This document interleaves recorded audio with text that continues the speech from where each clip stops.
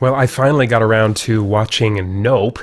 Is that the word I would use if you asked me to recommend it? Stick around and I'll share my thoughts. I'm Peter Franson from christiangeekcentral.com and Spirit Blade Productions. This is my uncut review of Nope.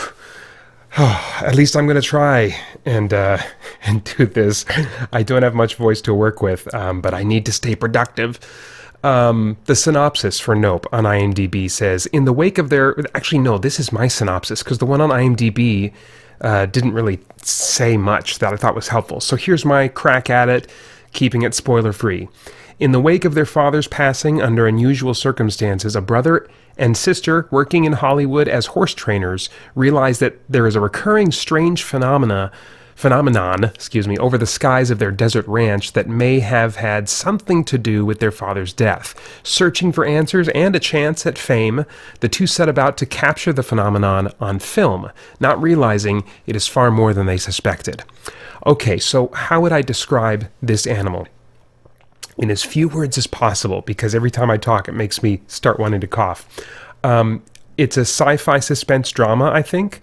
There's strange and eerie events that are sort of accumulating as the film progresses, leading the audience, I think, to ask, what in the world is going on? And most of those questions do get answers, satisfying answers, I felt, by the end, although a recurring flashback involving a child actor's experience with a trained monkey never, I don't think, fully connected to the main story. It has a thematic tie to other things going on, but I don't think it really fed into the main story itself. So those scenes ultimately felt a bit like an artsy symbolic thing that didn't really help the story itself. I found them interesting while watching them, but at the end of the movie I look back and like, oh, we didn't really need those. It might have hurt the theme, or would it have, to remove them? I'll get to that when I talk about the theme near the end. Even so, I was always interested, and the mysterious events kept pulling me in to ask questions like, what is that about? What is going on there? And just wondering what's going to happen, what's going to be revealed, or what new strange thing is going to happen in this next scene. So I was always very engaged. It has some eerie qualities to it for sure, but I would not describe it as horror, even though it did feel fitting to watch it as I record this now, in the Halloween season. It's not about jump scares, though. It's about tension and unsettling the viewer.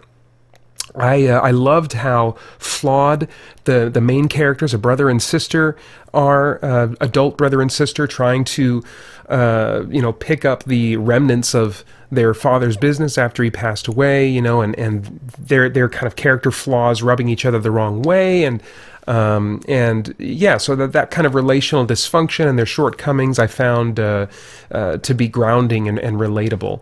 I could say more about this movie in terms of the story in general, but I think it's a movie that is best enjoyed if you know as little as possible going in. I can say that, unlike so many trailers today, all the trailers I saw for this movie still left so much in terms of what is actually going on out. And that's wonderful. So I think you can watch the trailers and see if the general flavor interests you. And then if it does, then you might consider watching it. I think that there's a lot still that gets revealed. And then, you can enjoy asking hopefully the same questions I did that kept me riveted. As far as the cast goes, Daniel Kaluuya, if that's how you pronounce his name, returns for his second movie with director Jordan Peele, the first being Peele's first movie, Get Out, which I thought Kaluuya was fantastic in, and you can go back and watch my review of that movie as well. He plays such a different character here. He's an understated man of few words as the character OJ, but Kaluuya still has this way of keeping me glued to just the subtleties, the nuances of his performance, and the camera helps by bringing us really zoomed in on his performance. But even at times where it was like, keeping me at more than arm's length, I was still really just kind of watching all that he was doing. Even when another character was much more active in the scene, I was watching him standing still, just because there was in his stillness, there was still something being conveyed about his character in that moment. So I just found him very interesting to watch throughout. He's an actor that says a lot without any dialogue, and he reminded me again in this movie that he's one that I really want to keep an eye on. The rest of the cast, while not as strong striking and memorable to me, that's not an insult at all. I felt they were all really solid, and none of them took me out of the experience at all. I have no complaints. As far as the stunts and visuals go, this isn't it's a sci-fi movie, but it's not a special effects bonanza. In fact, the movie kind of hides the monster in that classic technique of showing it only in an obscured way most of the time, or out of focus, or just little glimpses here and there, more often than like a direct, full-on look that's like, hey, we put a lot of money into these visual effects. Take a look at this. Like, they're really proud of what they accomplished, and usually when movies do that, I'm like, okay, yeah, good job. It looks like a bunch of CG, and so I appreciate it when directors recognize the limitations of CG, whether that's the motivation or they just want to leave some things up to the imagination, and that also is really effective for me. Digital effects often fall short of my own imagination, and especially when it's coming to something that's unsettling, unknown. If you leave my imagination to work, it really helps to make the experience more creepy for me, and that certainly was the case here. There is some spectacle near the end as things open up. On the whole, though, I felt that the effects serve the otherwise grounded nature of the movie, while also, dealing with representing these strange and otherworldly things. Okay, so as far as themes, is there anything of moral, philosophical, or spiritual significance going on in the themes of this thing that might trigger some worthwhile thought or conversation? That's something I always like to ask of the entertainment that I take in.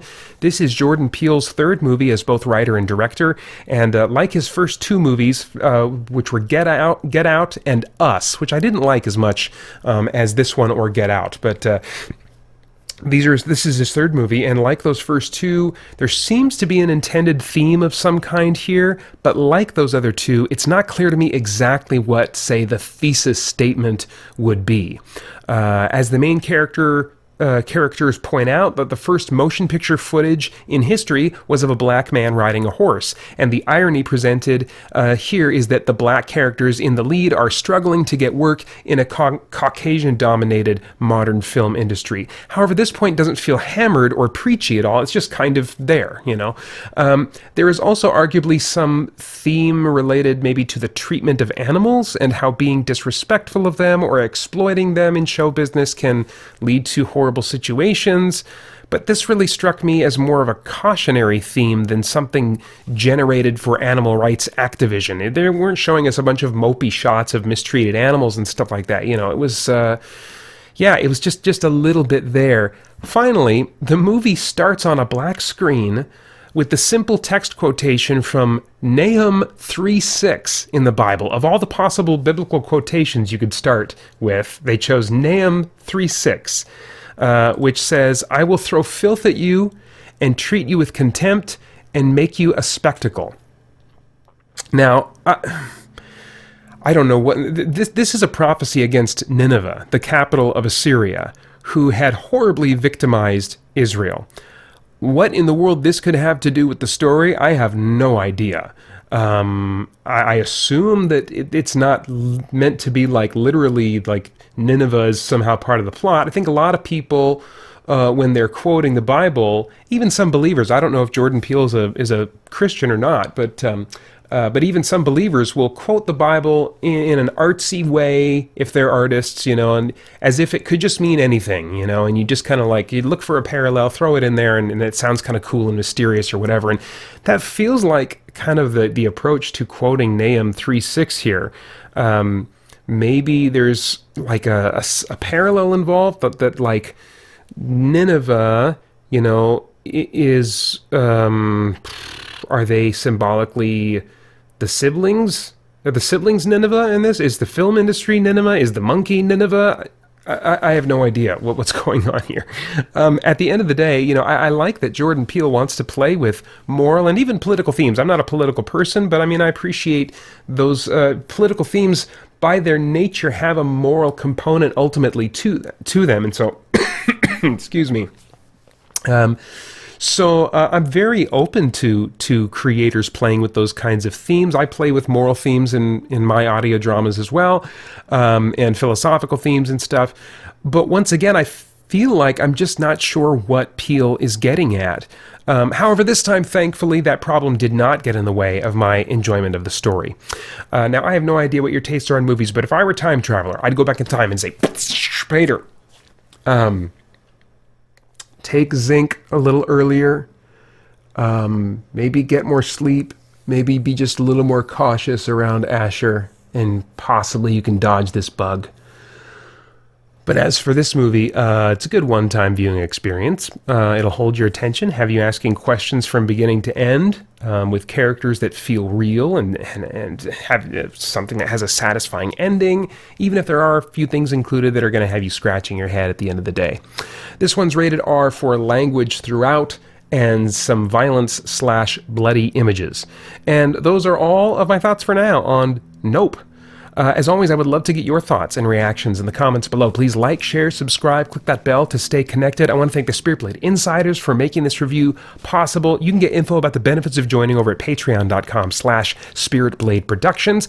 Then I hope you'll check out our podcast and stay connected to all CGC content over at christiangeekcentral.com as we continue to geek out and seek the truth. It is time again for Christian Geek Central's annual Game Save event, fundraising for St. Jude Children's Research Hospital, which provides free treatment for children facing life or death circumstances and shares its cutting-edge life-saving research with hospitals all over the world. You're still welcome to join the Game Save team by following the link in the description below. And once again this year, I'm drawing attention to our team's fundraising by performing a 24-hour marathon of video gaming that I will stream live on youtube.com/Christian Geek Central beginning 6 a.m. Pacific Time on Saturday, November 5th. You can donate or get more info by clicking on my fundraising page in the links below, where you'll also find incentives and rewards for doing so. For $5, choose a topic for me to share my sometimes overly strong opinions on during my live stream. For $10, you get the previous reward and a download code for a free copy of the Spirit Blade Special Edition audio drama. For $20, you get the previous rewards and you can choose a game for me to play during my November 5th live stream, pick a favorite, or torture me with something terrible or rage-inducingly difficult. For $30, you get the previous rewards and you can choose a song for me to sing during my November 5th live stream, pick an old favorite of yours, or just make me humiliate and torture myself with something no one wants to hear. And for $50, you get the previous rewards and a download code for every MP3 product at spiritblade.com. That's a $90 value. On top of that, I have set fundraising milestones that will unlock strange and unusual happenings as I reach them. Now, there are some stipulations and time limits on those rewards and milestones, so quickly follow the link below to my fundraising page for all the details. I hope you'll be a part of helping me and the Christian Geek Central Game Save team do some good for some kids who really need it. And then please join me at youtube.com/Christian Geek Central for my 24-hour marathon starting at 6 a.m. Pacific Time on Saturday, November 5th. Hope to see you then. Oh my gosh. This is all kinds of wrong.